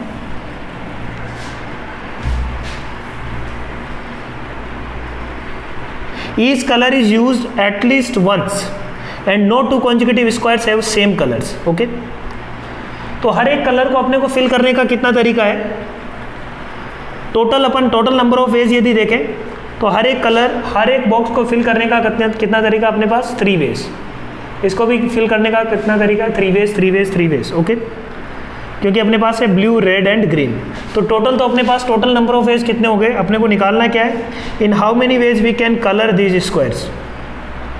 probability नहीं निकालना, अपने को एक्चुअली निकालना है number of ways. Okay, in how many ways we can colour 6 squares with 3 colours blue red and green such that each colour is used at least once and no 2 consecutive colors have same colors, no consecutive squares have same colors। अच्छा, first को fill करने का कितना तरीका, 3 तरीका। अब मैं बोलता हूँ इन 3 में से सेकंड को फिल करने का कितना तरीका, 2 वेज, क्योंकि एक कलर यहाँ यूज हो गया, अब उस कलर को यहाँ नहीं रख सकते। ठीक, अब ये कलर हट गया बट ये कलर वापस इन्वॉल्व हो गया, है ना। मान लो यहाँ रेड भरते हैं तो ब्लू और ग्रीन में से कोई डाल सकते थे यहाँ पे, मान लो यहाँ ब्लू डाल दिया तो ग्रीन और रेड से यहाँ भर सकते हैं, तो बाकी सब का तरीका क्या होगा 2 2 2। अब इसमें एक गड़बड़ है, अपन ने ये तो इंश्योर कर दिया इसमें कि no 2 consecutive colours are same, इसमें ये चीज़ इंश्योर हो गई, बट इसमें ये चीज़ इंश्योर नहीं हुई है कि सारे कलर्स कम से कम एक बार तो यूज़ हुए हैं। ठीक है, कम से कम एक बार तो यूज़ हुए हैं, तो अपन ऐसा बोल सकते हैं कि एक ऐसा भी केस होगा जिसमें सिर्फ अपने 2 ही कलर यूज़ किए हैं, 2 से कम तो अपन ने यूज़ ही नहीं किए, क्योंकि कम से कम आपको अल्टरनेट फिल करना है तो कम से कम 2 कलर तो यूज़ हुए ही हैं। ठीक है, तो मैं वो केस इसमें से हटाऊंगा जिसमें क्या हो रहा है, एग्जैक्टली 2 कलर्स का यूज़ हो रहा है, जिसमें एग्जैक्टली 2 कलर्स का यूज़ हो रहा है। तो एग्जैक्टली 2 कलर्स का यूज़ कैसे कैसे हो सकता है अपने पास कैसे हो सकता है कि भाई 3 में से पहले तो कोई 2 कलर्स चूज कर लेता हूँ मैं, 3C2 है ना, 3 में से कोई 2 कलर चूज कर लेता हूँ पहले तो। भाई कौन से 2 कलर? एग्जैक्टली 2 कलर वाला केस में हटा रहा हूँ। इसमें एग्जैक्टली 1 कलर वाला केस है ही नहीं, ठीक है। एग्जैक्टली 2 कलर वाला केस है, वो हटा देते हैं, जिसमें अपन ने एक कलर मिस कर दिया। तो 3 में से कोई भी 2 कलर उठा लिए 3C2 इनटू। अब उनको 2 कलर को फिल करने का तरीका, पहले प्लेस पे आप 2 तरीके से रख सकते हो, सही बात है। उसके बाद ये यहाँ यूज हो गया तो अगले प्लेस को फिल करने का तरीका एक ही होगा, फिर अगले प्लेस को एक ही होगा, ऐसे एक ही होगा। तो अपने पास टोटल कितने हुए? ये हो गए अपने पास 96 माइनस ये कितने हो जाएगा? 3 × 2 6, 90 is our answer. Question number 13। Next अपने पास क्वेश्चन नंबर 14। 14 में देखो क्या दिया हुआ अपने को निकालना है क्या? देखो 14 में question number 14, let A, B, C be the midpoints of the sides of the triangle PQR, let R and R dash be the radii of the inner circle of the triangle ABC PQR respectively, then R dash upon R. Okay,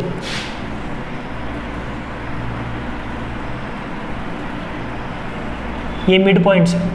एक property अपन जानते हैं कि कोई भी triangle में mid points को join करने वाली जो लाइन होती है वो इसके पैरेलल होती है और इसकी हाफ होती है ना। ये प्रॉपर्टी बहुत इंपॉर्टेंट है बच्चों, अपन ने 9th क्लास में पढ़ी हुई है। ऐसे कुछ इसका प्रूफ करते हैं अपन। तो ये इसकी हाफ है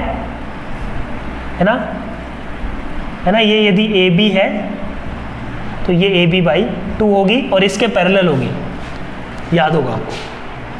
तो देखो ये दिया हुआ अपने को PQR, ये दिया हुआ ABC, ठीक है। ABC be the midpoints of the sides of the triangle, then R and R dash be the radii of the in circle of the triangle ABC and PQR. आप एक तरीके से बात करो, पहले मैं कैपिटल R की बात करता हूँ, R of P, R dash किसका दिया हुआ है? R दिया हुआ है अपने को ABC का, और R dash किसका दिया हुआ है? PQR का। निकालना है अपने को what? R dash upon R की पावर 4। तो R डैश और R को एक दूसरे के टर्म्स में लिख सकते हैं, क्योंकि क्या है, ये सिमिलर ट्राइंगल्स हैं सारे के सारे, ठीक है। क्योंकि ये लाइंस इसके पैरेलल हो जाएगी तो ये दोनों एंगल सेम हो गए, मतलब सिमिलर एंगल है, ठीक है। कोई इतना इश्यू नहीं है उसको प्रूफ करने में। मिड पॉइंट्स को ज्वाइन कर रहे हैं, ये इसकी हाफ और, ठीक है। तो ये मैं पूरा बोल देता हूँ, ये मान लो अपने पास है A, या इस अंदर वाले को ले लेता हूँ, अंदर वाले को ले लिया मैंने, ये A के सामने ये A है, C के सामने ये C है, B के सामने ये B है। तो ये लेंथ कितनी हो जाएगी अपने पास? ये लेंथ हो जाएगी अपने पास 2A। ये लेंथ कितनी हो जाएगी अपने पास? 2B। ये लेंथ अपने पास कितनी हो जाएगी? ये लेंथ C, ये 2C, ये लेंथ अपने पास हो जाएगी 2A, ठीक है। 2C, 2B, 2A। तो R डैश का फॉर्मूला क्या होता है? Delta upon S। तो R डैश अपन ले लेते हैं PQR का, वो है मान लो डेल्टा अपॉन S। तो डेल्टा का फॉर्मूला क्या होता है? डेल्टा का फॉर्मूला अपने को हर एक चीज़ डबल कर दी अपन ने, हर एक डायमेंशन अपन ने डबल कर दिया है। बाकी एंगल वगैरह सब कुछ सेम है, इस ट्राइंगल का और इस पूरे ट्राइंगल का एंगल सेम है। और अपन ने क्या किया? सिर्फ और सिर्फ क्या किया है, क्योंकि ये चीज़ें पैरेलल है, ये इसके पैरेलल है, ये इसके पैरेलल है और ये इसके पैरेलल है। तो यदि एंगल सेम है दोनों, ये स्मॉल ट्राइंगल है और ये बिग ट्राइंगल, दोनों का क्या है? सिर्फ और सिर्फ डिफरेंस किसमें? सिमिलर एंगल ट्राइंगल है और लेंथ डबल हो रही है। तो एरिया क्या हो जाएगा? लेंथ यदि हर एक लेंथ डबल हो जाती है तो एरिया कितना हो जाता है? 2 × 2 4 टाइम्स हो जाएगा, तो एरिया हो जाएगा 4 टाइम्स। तो अपन बोल सकते हैं कि डेल्टा अपॉन एस इसका, या delta S upon S dash की बात करें तो 4 of delta of ABC upon S dash क्या होगा? एस डैश हो जाएगा जो मान लो इस ABC का S है ना, इसका एंगल ट्राइंगल का एरिया मान लो डेल्टा है और ये S है R, तो उसका तो हो जाएगा 4 × डेल्टा ना, 2 × 2, और S क्या हो जाएगा? S/2। S क्या हो जाएगा अपने पास? तो डबल है तो 2S, ठीक है, उसका इस एस का बड़ा एस जो है वो क्या हो जाएगा, डबल, हर एक लेंथ डबल हो गई। तो एक तरीके से आपके पास R dash is equal to क्या आ गया, 2 into delta upon S, which is R dash is equal to 2 into R dash upon R is equal to 2, इसकी पावर 4 करनी है तो 16 हो गया अपना आंसर। ठीक है, ये क्वेश्चन नंबर 14 हो गया। नेक्स्ट देखो अपने पास है क्वेश्चन नंबर 15। तो ये अपन बोल सकते हैं कि बहुत ही इजी क्वेश्चन था, एक दो प्रॉपर्टी अपने को ध्यान होनी चाहिए थी, क्वेश्चन बन जाएगा। क्वेश्चन नंबर 14, क्वेश्चन नंबर 15 में अपने पास क्या देखो A square B is equal to A B दिया हुआ है अपने को, ए बी की power 9 is equal to A की पावर के बी की पावर 9 दिया हुआ है।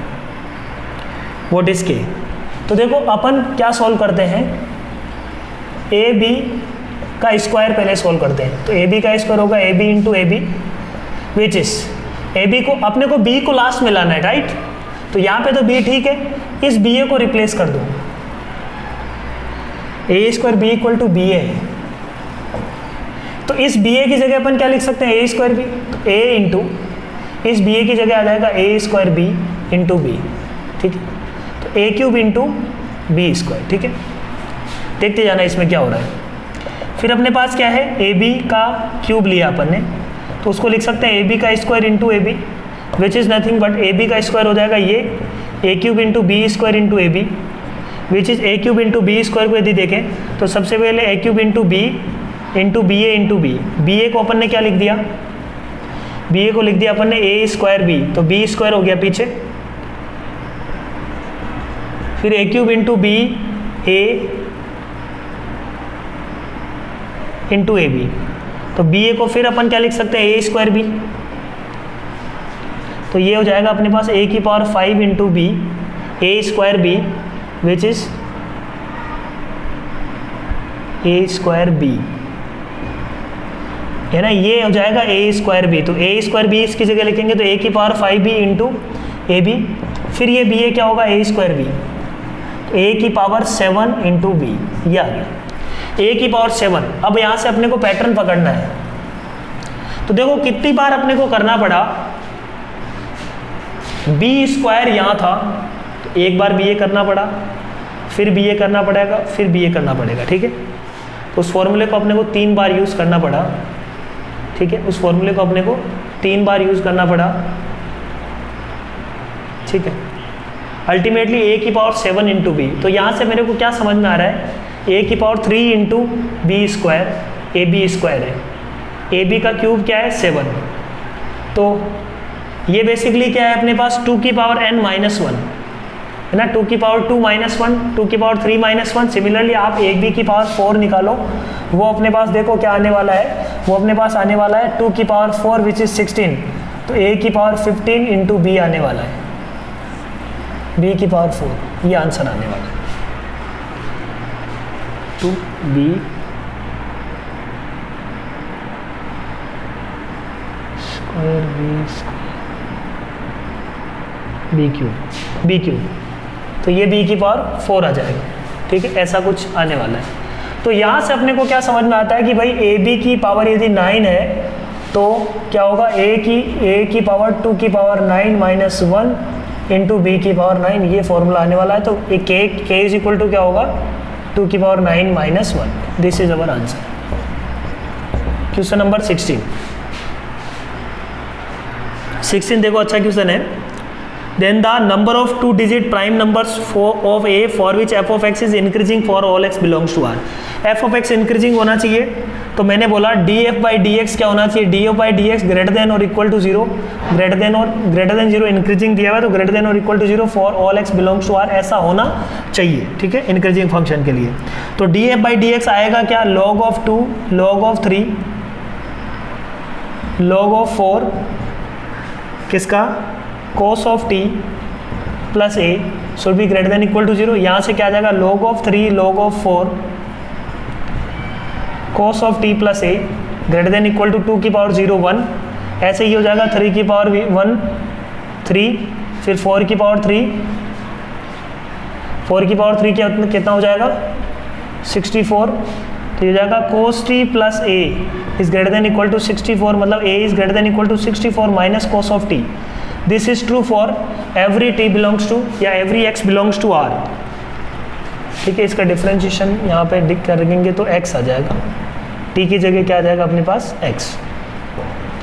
ये greater than equal to 0 for all x belongs to r कब होगा, जब ये इससे हमेशा बड़ा हो ये, तो इसकी मैक्सिमम वैल्यू क्या हो सकती है भाई, cos x -1 हो सकता है, उस पर इसकी मैक्सिमम वैल्यू हो जाएगी 65, तो अपन बोल सकते हैं कि a must be greater than equal to 65। This is answer. Question number 17।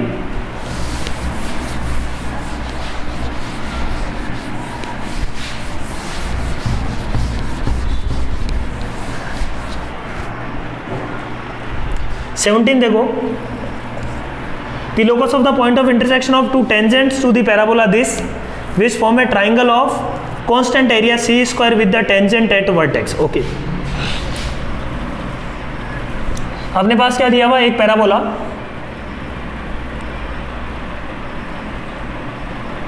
Point of intersection of to tangents,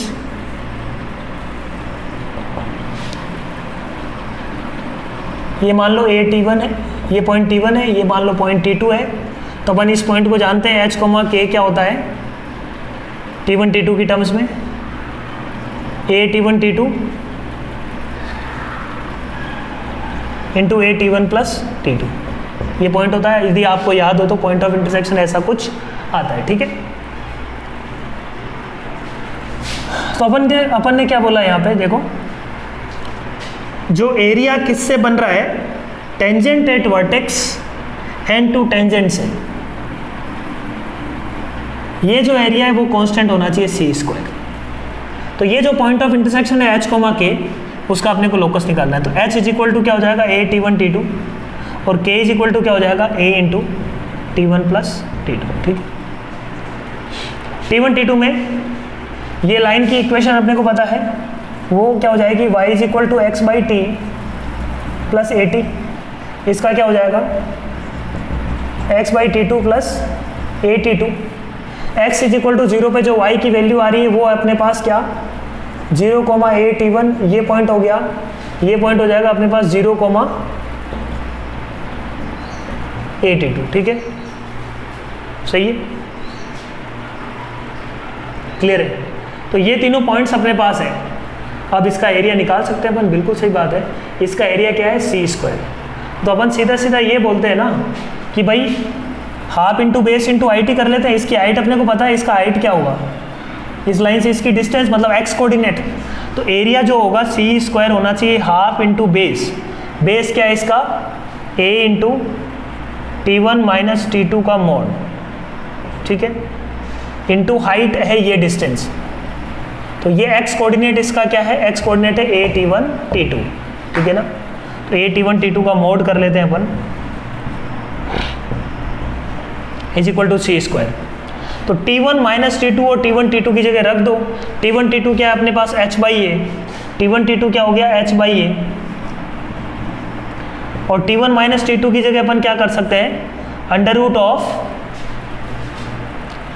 t1 plus t2 का whole square minus 4 t1 t2, t1 plus t2 का whole square हो जाएगा k by ए का whole square minus 4 t1 t2 तो minus 4h by A is equal to है C square to C square. तो देखो क्या आ रहा है आंसर यहाँ से, 2c square is equal to A square cancel, under root के अंदर अंदर क्या आ जाएगा, अंडर रूट के अंदर के स्क्वायर मतलब Y square minus 4ax into ये क्या आ जाएगा h बाई ए मतलब x बाई ए का मॉड, ठीक है। अब अपने को देखो जो रिलेशन आ रहा है उससे कनेक्ट करना है, X square into Y square minus 4x, दोनों तरफ स्क्वायर कर दो, 4c की पावर 4 इज इक्वल टू ये a से भी a कैंसिल हो जाएगा, ये ना ये a स्क्वायर, ये a नीचे से कैंसिल हो गया, तो ये आ जाएगा अपने पास Y square minus 4ax into X square, ठीक है। तो लैम्डा की जगह क्या आ जाएगा, lambda is equal to 4. So this is our answer. Next है देखो question number 18. F of X भी a differentiable function on 0 to 8 such that F of 1 is equal to 3, F of 2 is equal to 1/2, F of 3 is equal to 4, F of 4. तो इसका सीधा सीधा graph बनाओ. आपको निकालना क्या है, एक बार जो निकालना है उसके बारे में सोचो. क्वेश्चन को एक बार पढ़ो. क्वेश्चन क्या है, रोल्स थ्योरम और जो इंटरमीडिएट वैल्यू थ्योरम है उन दोनों पे बेस्ड ये अपने पास प्रॉब्लम है ना. Let F of X be a differentiable function on 0 to 8 such that F of 1, F of 2, F of 3, F of 4, F of 5, F of 6 and F of 7 is given to us. Then the minimum number of point of intersection of the curves y is equal to F dash X and y is equal to this. तो अपने को किसको solve करना है, देखो question number 18 में किसको solve करना है, F dash X is equal to y is equal to F dash X into F square X. इन दोनों के कितने नंबर ऑफ सॉल्यूशंस हैं का मतलब एफ डैश एक्स को इधर ले आते हैं, 1 minus F square X equal to 0. इसका मतलब या तो क्या होना चाहिए, F dash X equal to 0, या अपने पास क्या होना चाहिए, और F of X equal to plus minus 1. तो जितने तरीके से ये हो सकता है उतने ही नंबर ऑफ इसके सॉल्यूशंस होंगे. तो अपन एफ ऑफ एक्स का ग्राफ बनाते हैं. देखो एफ ऑफ एक्स का ग्राफ बना दें. एफ ऑफ एक्स का ग्राफ बनाते हैं 0 to 8 में. F of 1 is 3, F of 1 is 3. ठीक है, ये मान लेते हैं अपने पास, ये अपने पास मान लो ये 1 है, क्योंकि 1 और -1 भी यहाँ पे इंपॉर्टेंट है कि एफ ऑफ एक्स कब 1 और -1 होता है. तो ये दोनों पॉइंट भी अपन ने ले लिए. तो 1 पे 3, 2 पे पास में ले लेते हैं 1, 2, 3, 4, 5, 6, 7. ठीक है, this is given to us. 1 पे 3, 2 पे 1/2. 1/2 मतलब 1 से नीचे. तो एक तरीके से मिनिमम यदि बात करें तो इसको तो कट कर ही रहा है, मतलब y इक्वल टू 1 का एक रूट तो 1 से 2 के बीच में है ना. ऐसे अपन करने वाले हैं, ये अपना थॉट प्रोसेस है. फिर अपन ने बोला कि f of 3 is equal to 4, f of 3 is equal to 4. जो भी है, कम से कम इसको घूम के वापस जाना पड़ेगा किस पे, f of 3 is equal to 4 के लिए ये पॉइंट है. ठीक है, फिर f of 4 is equal to -2, 4 पे -2. तो देखो ऐसे भाग के इधर आएगा f ऑफ 4 पे -2. बीच में ये जरूरी नहीं है कि यही मैक्सिमा है, कुछ भी हो सकता है यहाँ पे, उससे आगे ऊपर भी जा सकता है. ऐसे अपन उस पर नहीं सोच रहे. ठीक है, ऐसा ज़रूरी नहीं कि यहीं पे इसका मैक्सिमम है, यहाँ पे आके आगे ही मैक्सिमम हो सकता है. एफ ऑफ 5 पे क्या दिया हुआ है अपने को, F of 5 is equal to 6. फिर बहुत ऊपर गया है ना, ऐसा कुछ. F of 5 is equal to 6, ये F of 5 is equal to 6. F of 6 पे इसमें क्या बता रहा है, एफ ऑफ 6 पे ये बोल रहा है, एफ ऑफ 6 पे 1/3. फिर नीचे आया, एफ ऑफ 6 पे 1/3 मतलब 1 से नीचे आ गया. देखो यहाँ पे. ठीक है, फिर एफ ऑफ 7 पे क्या है, ये -1/4. -1/4 का मतलब ये अपने पास -1 से ऊपर ही है वैल्यू. ठीक है, -1 नीचे यहीं कहीं. ओके, पहले अपन निकालते हैं एफ डैश एक्स कितनी जगह 0 होगा मिनिमम. कम से कम यहाँ पे होगा 2, 3, 4. तो 4 जगह पे एफ डैश एक्स 0 होगा. तो 4 रूट तो आएंगे एफ डैश एक्स की वजह से. फिर F of x is equal to +-1 कहाँ होगा, देखो पहले में 1 से कितने सॉल्यूशन है, 1, 2, 3, 4, 5. एफ ऑफ एक्स 1 कम से कम 5 जगह एफ ऑफ एक्स 1 होगा. -1 कहाँ होगा, ये -1/4 है तो ये इसके ऊपर ही है कहीं. ठीक है, -1 पे देखो यहाँ पे इसको -1 होना पड़ेगा क्योंकि नीचे गया ये -2 गया है. ठीक है, तो 2 प्लेसेस 7 + 4 11. टोटल अपन बोल सकते हैं कितने रूट्स, मिनिमम इसके 11 रूट्स होंगे। इस फंक्शन के दोनों को सॉल्व करते हैं तो मिनिमम 11 रूट्स होंगे, क्योंकि फंक्शन अपने को डिफरेंशिएबल दिया हुआ है 0 to 8 में, तो कम से कम 11 रूट्स तो इसके होंगे ही होंगे। ठीक है, क्लियर है पॉइंट? सो ये अपना क्वेश्चन था और ये अच्छा क्वेश्चन है, क्वेश्चन नंबर 18। नेक्स्ट आते हैं बच्चों अपन क्वेश्चन नंबर 19 पे। तो इसमें रोल्स थ्योरम और इंटरमीडिएट वैल्यू थ्योरम का अपन ने यूज किया है। क्वेश्चन नंबर 19 देखो अपने को दिया हुआ है mod of z is equal to 3, maximum value of z square minus z plus 9।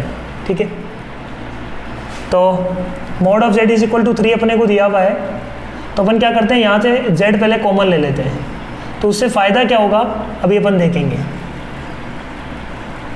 ठीक है,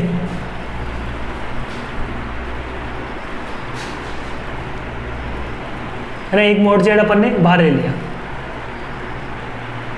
इसका मैक्सिमम वैल्यू अपने को निकालना है, इसका मैक्सिमम वैल्यू। ठीक है, mod of z is equal to क्या हो जाएगा अपने पास एक तरीके से यहाँ पे 3।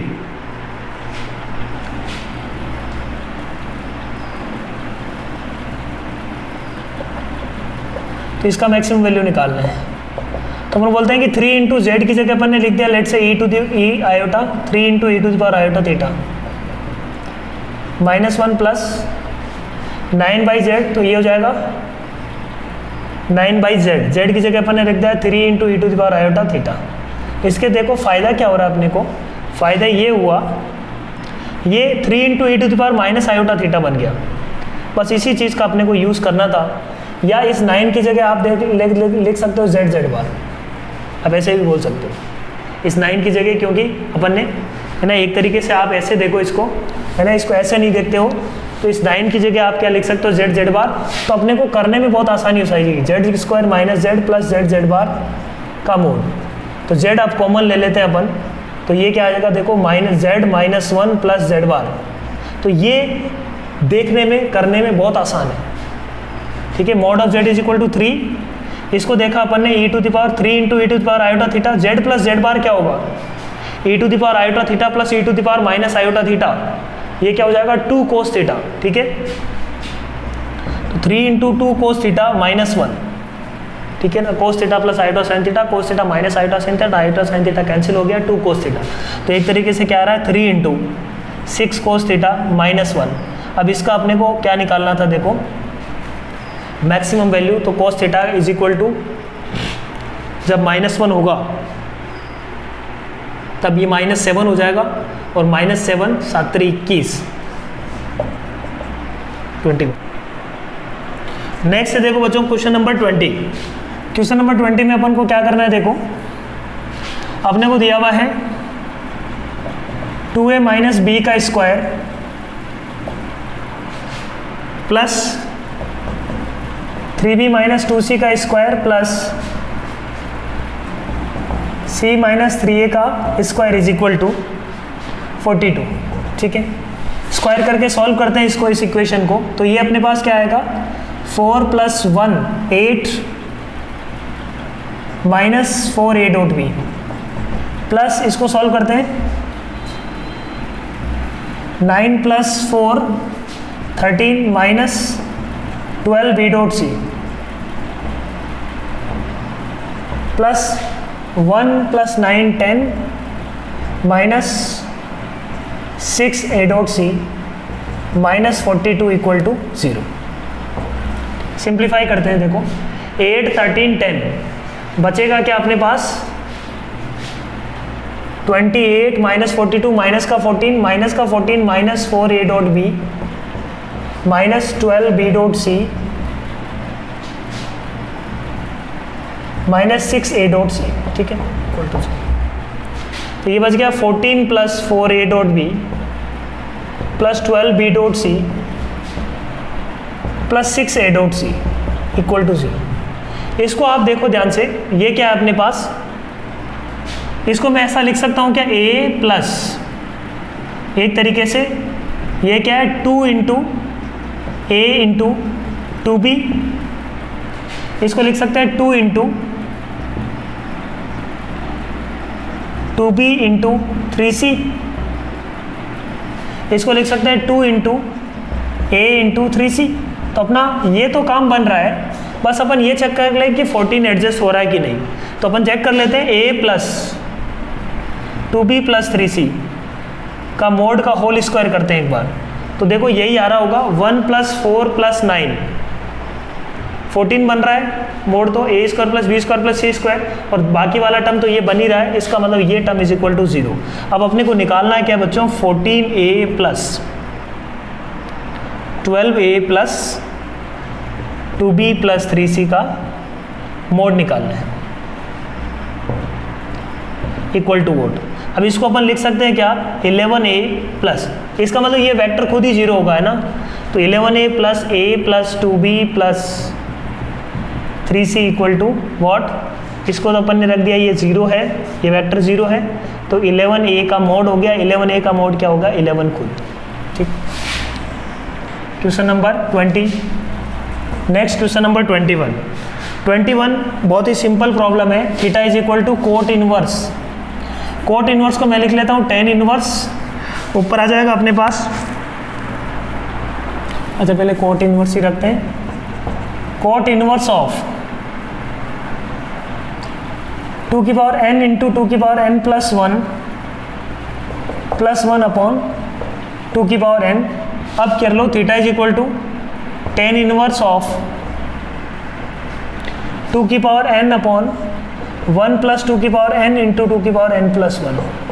अब इसको ध्यान से देखो, ये क्या आ रहा है, tan इनवर्स ऑफ, अपने को सिग्मा करना है 1 टू इन्फिनिटी।